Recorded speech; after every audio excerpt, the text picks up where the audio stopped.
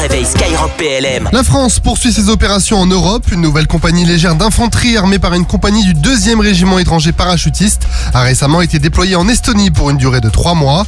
Pendant son déploiement aux côtés de l'Estonian Defence League, la compagnie participera à des entraînements et exercices pour consolider la coopération entre l'Estonie et la France et monter en puissance jusqu'à l'exercice annuel Springstorm qui aura lieu au mois de mai.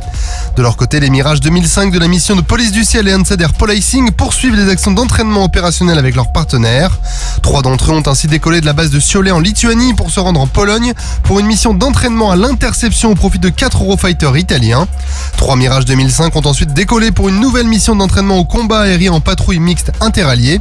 Enfin, 2 Mirage 2005 ont décollé pour un entraînement avec 2 Eurofighters allemands qui ont décollé depuis la base de Livlard en Lettonie.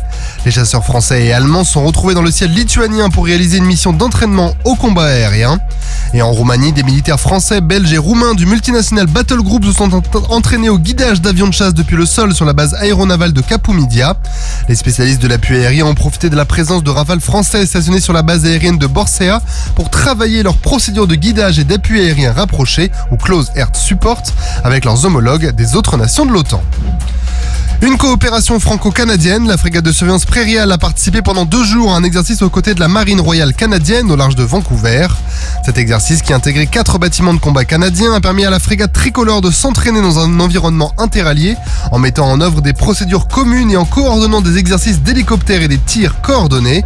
Les échanges qui ont suivi ont renforcé les liens entre les forces françaises et canadiennes via notamment une escale à la base navale d'Esquimalt qui a permis aux marins des 2 nations d'échanger et de découvrir leurs pratiques et équipements respectifs.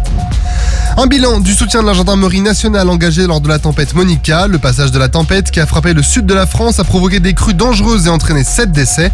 6 départements ont été placés en vigilance orange pour les crues et les inondations. Face à cette catastrophe, la gendarmerie nationale a été fortement mobilisée pour mener des opérations de secours et des recherches de personnes disparues.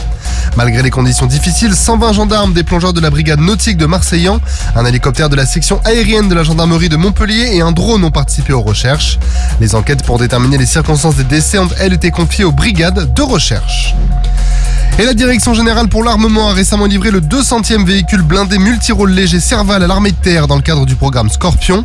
8 nouveaux exemplaires ont même déjà été livrés depuis pour un total de 19 sur les 103 attendus cette année.